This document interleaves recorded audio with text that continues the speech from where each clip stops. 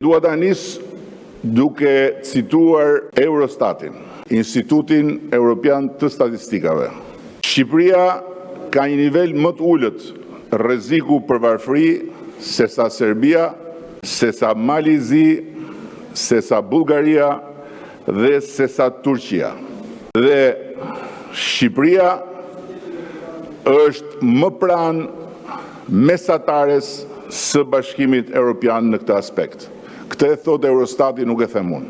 Një tjetër burim serioz që përsëri nuk është burim qeveritar, lidhur me ndryshimin e peshës së ushqimit në buxhetin e familjeve shqiptare, i cili ishte afro 50% si peshë në buxhetin familjar kur ne morëm detyrën dhe sot është nën 40%.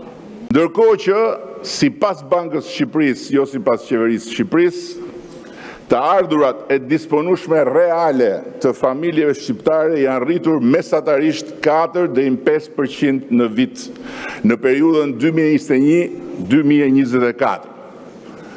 Dhe po e mbyll me Fondin Monetar Ndërkombëtar, i cili jo më larg se pak ditë më parë tha Shqipëria është ndër ekonomitë me rritjen më të shpejtë në Europë, me politika fiskale dhe monetare të kujdesshme.